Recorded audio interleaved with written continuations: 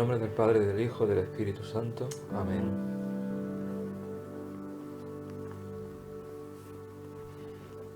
Dijo Jesús a la gente: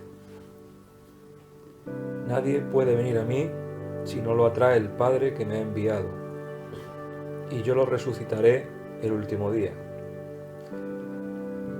Está escrito en los profetas: serán todos discípulos de Dios. Todo el que escucha lo que dice el Padre y aprende, viene a mí. No es que nadie haya visto al Padre, a no ser el que procede de Dios. Ese ha visto al Padre. Os lo aseguro, el que cree tiene vida eterna. Yo soy el pan de la vida. Vuestros padres comieron en el desierto el maná y murieron. Este es el pan que baja del cielo, para que el hombre coma de él y no muera. Yo soy el pan vivo que ha bajado del cielo. El que coma de este pan vivirá para siempre. Y el pan que yo daré es mi carne para la vida del mundo.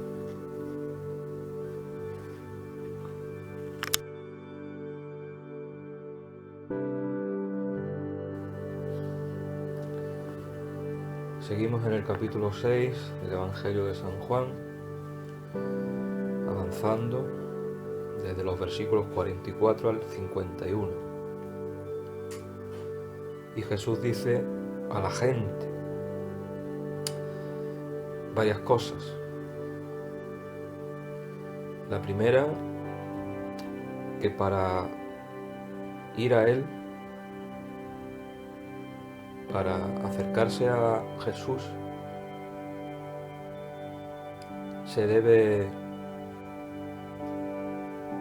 tener una especie de, digamos, de gusto por las cosas de Dios, una inquietud espiritual. Esto me recuerda cuando yo era un adolescente y sentí esa inquietud de las cosas de Dios, aunque no entendía muchas cosas. Sentí inquietud por saber quién era Dios, por saber qué es lo que decía Dios, por saber qué era eso de la palabra, qué era eso de la Biblia. Una inquietud. Nadie puede venir a mí si no lo atrae el Padre que me ha enviado.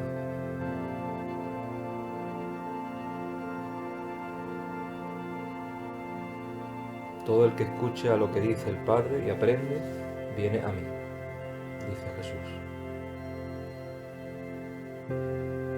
Esa inquietud que tuve yo, imagino que la habrán tenido todas las personas a lo largo de la historia, de una forma o de otra. Cada persona es un mundo y las experiencias de cada uno, pues supongo que son personales e individuales. Yo puedo contar mi experiencia y mi experiencia fue esa.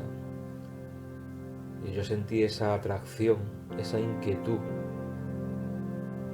por que la vida era algo más que lo que tenía delante de mis ojos, que lo que me decía la televisión, lo que aparentaba. Yo miraba al cielo y pensaba, debe haber algo más. Y entonces buscaba entre las páginas de las Escrituras, leía, muchas veces sin entender. Había cosas que me fascinaban. Y claro, ahora con la distancia del tiempo, pues comprendo, cuando dice Jesús esta palabra, que todo el que escucha lo que dice el Padre y aprende viene a mí. Puedo ver, puedo entender que conforme yo fui tratando de aprender, de empaparme de lo que decía ahí en la palabra de Dios, fui conociendo más cada vez a Jesús. Y he podido tener una experiencia personal con Jesús. Un encuentro personal.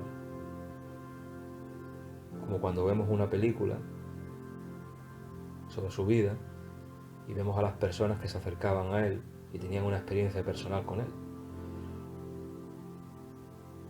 Zaqueo tuvo una experiencia personal con él. Pedro tuvo una experiencia personal con él.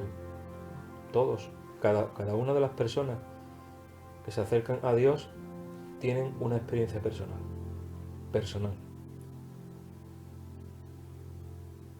Es necesario tener esa experiencia personal para ir comprendiendo lo que el Señor Jesucristo es y para ir comprendiendo lo que Él habla. Y la promesa de Jesús es clara. Todo el que escucha lo que dice el Padre y aprende, viene a mí. Hay que tener una actitud abierta de escucha y de aprendizaje. El que se acerca a Dios con un corazón no abierto totalmente, no. Yo debo entender que por esta palabra me está indicando que lo tiene mucho más difícil. Nadie puede venir a mí si no lo atrae el Padre que me ha enviado.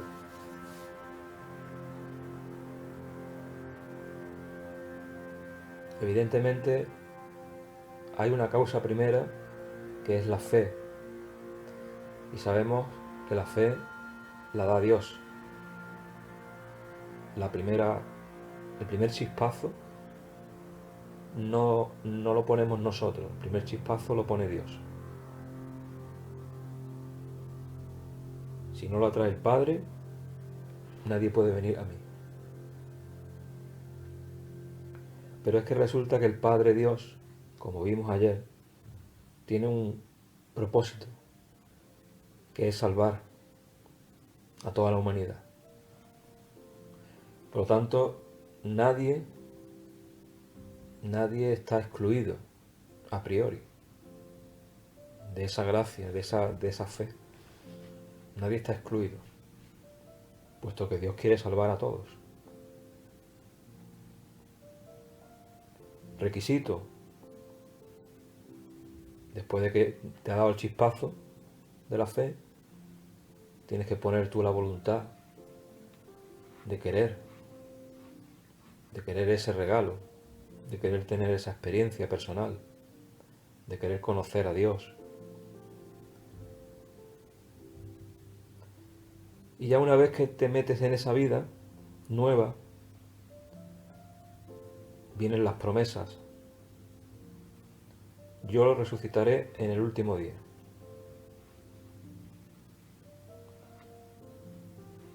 Os lo aseguro, el que cree tiene vida eterna. Y vuelve otra vez a explicarnos, prosigue la explicación, machacando un poco el punto de que Él es el pan de la vida y relacionando el alimento espiritual que necesitamos con el alimento físico que también necesitamos. Vuestros padres comieron en el desierto el maná y murieron, dice Jesús, como dando a entender de que, ya lo hemos dicho en días anteriores, que la comida física es necesaria, pero que llega un punto en el que ya el cuerpo no aprovecha nada de lo que come, por naturaleza, por ley de vida. Sin embargo, hay un alimento, vuelve otra vez a insistir, hay un alimento que dice que es Él, yo soy el pan de la vida, que dice que el que que eso sirve para que el hombre coma de él y no muera. Esto es nuevo. Esto es una novedad. Una novedad que al que la cree le da esperanza. Yo soy el pan vivo que ha bajado del cielo. El que coma de este pan vivirá para siempre. Eso es una novedad. Y es una novedad que atrae. Y termina hoy la lectura dando una pista nueva a todo lo que hemos visto los días anteriores, que es ese pan, ese alimento que es realmente. Sí, ya hemos dicho que es Jesús. Pero dice Jesús, y el pan que yo daré es mi carne para la vida del mundo. Ahí tenemos una nueva pista. Es mi carne. El pan es su carne. Evidentemente nos vamos acercando al gran misterio de la Eucaristía y de la misa, donde rememoramos lo que sucedió en la última cena, cuando Jesús partió el pan y dijo: tomad y comed todos de él, porque esta es mi carne, que será entregada por vosotros. Este es mi cuerpo.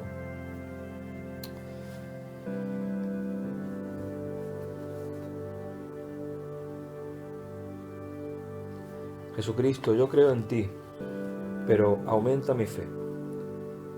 Que el Padre me atraiga con la fuerza de su amor y me una a ti para siempre. ¿Dónde podré estar más seguro y más a gusto? ¿Dónde encontraría el verdadero alimento que da vida eterna? Fuera del ámbito de tu palabra llena de misericordia y de mi respuesta a tu amor que crea nuestra amistad.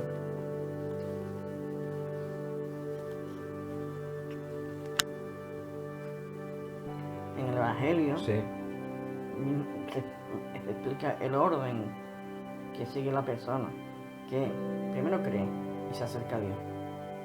Cuando cree y se acerca a Dios, empieza a conocer y se va acercando y ya entonces conoce lo que es la Eucaristía, pero primero tiene que sentir la fe y primero tiene que, además que lo dice, primero tiene que atraerlo a Dios. Eso dice la palabra. No se puede empezar, no, voy a creer de pronto en la Eucaristía y después me parecería absurdo al revés. No tendría sentido al revés. Exactamente. Es que volvemos otra vez a la palabra cuando dice, lo dice explícitamente. Dice: nadie puede venir a mí si no lo atrae el Padre. Hay gente en la iglesia que pretende que el pueblo y la gente empieza por el tejado. Y Dios no hace las cosas así, sino que lo hace el hombre. Por eso tenemos en la iglesia lo que se llama la iniciación cristiana, Claro. que empieza con el bautismo. Pero claro, como vivimos en una sociedad en la que se han invertido mucho los valores, el orden, los términos, etcétera. Dios no cambia. Entonces, claro, ¿cómo es el proceso del cristiano? Bueno, salvo en casos excepcionales. Yo estoy acordándome ahora del apóstol Pablo, pero el apóstol Pablo ya era creyente, creía en Dios, tenía una base religiosa, era conocedor de la ley, y eso no lo hacía malo. Lo único es que se puso fanático con los cristianos, pero Pablo era judío y defendía eso. Pablo, cuando se acerca a Jesús, o cuando Jesús se acerca a él, ya era creyente, ya creía en el único Dios verdadero. Lo único que le faltaba era comprender a Jesús, tener una experiencia personal, lo que he dicho antes, tener una experiencia personal con Jesús. Eso ya te lleva después a que el mismo Pablo es uno de los apóstoles en la Biblia que habla después en una de sus cartas, habla de la Eucaristía. Habla de la Eucaristía de una forma que no la hablan ni siquiera los evangelios, que no la citan los evangelios, como aquella de el que come la carne y la sangre de forma indigna. Pero para llegar a eso tuvo un proceso. Tuvo un No proceso. empezó por ahí. Es que azul. Que eso, el otro día, el lunes, pues habló del tema de la Eucaristía, que la gente, el que sabe lo que es, el que va viendo las cosas, porque Dios se las da, sabe quién está en el sagrario, porque yo lo veo, todo el mundo lo ve. El que no lo hace es porque todavía no llegó ahí. Que está claro que no se le puede... Tampoco hay que asustarse. Ni decir, pues mira los apóstoles, como le contó Pedro a Pablo. Le negamos, le dejamos solo. Él no estuvo, nada más que quedó Juan. Pedro le negó. Pedro, vete tú a saber dónde estuvo escondido. Y los demás igual. Y encima eran un poquito difíciles. Incluso cuando después del Espíritu Santo. Y después nos quejamos de la iglesia de hoy. No sé. Y entonces, no sé, la confesión no existía. Pedían perdón a Dios, nada más. Porque todavía el magisterio no estaba trabajado.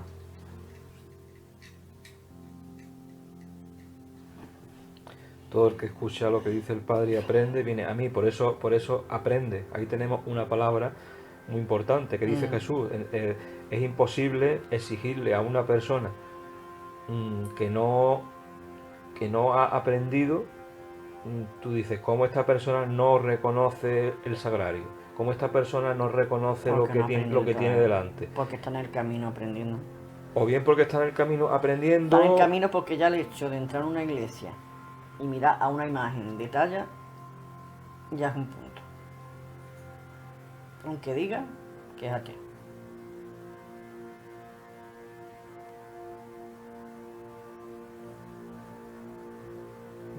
Todo el que mira, todo el que se acerca de una forma u otra a Dios por algún camino, ya tiene un punto a favor. Claro. Y- No, que ya por ejemplo, en la capilla de San Pablo, yo ya estoy viendo gente de color. Ha empezado a hacer lo mismo que hacemos, y si no tal, son africanos. Han enterado de cómo funciona esto. Y hasta se arrodillan delante de él, igual, que fueran, vamos, que lo hagan. Sí. Pues decía antes también la palabra, ya que estamos hablando de esto, dice Jesús, está escrito en los profetas, serán todos discípulos de Dios. ¿Qué significa? Que todo el que se acerca a Dios para aprender de Él, acaba haciéndose discípulo de Él. Discípulo es aquella persona que se acerca a Dios, a Jesús, a Dios, y tiene esa inquietud de querer aprender de Él. El que no tiene esa inquietud es que todavía no ha tenido esa experiencia. Le falta un hervor. Ya realmente hay que conocimiento, por eso he dicho que estas lecturas tienes que estar más pendiente de ellas. El cerebro tiene que estar un poquito más naturalizado. Sí, claro, el Evangelio de San Juan tiene utiliza una expresión mucho más teológica, mucho más, es un poco más compleja de entender, habla más en misterio, ¿no? Habla más en misterio, como cuando al principio en el capítulo 1 dice, al principio era la palabra era Dios, la palabra Pero estaba con Dios. todo eso lo dicen los evangelios, es Dios quien te va abriendo el camino, el que te abre la puerta, porque Dios te va tirando, ¿no? Y tú dirás, y al que no lo hace nunca, no hace nada, pues no lo sé. Si quieres que todo el mundo te salve.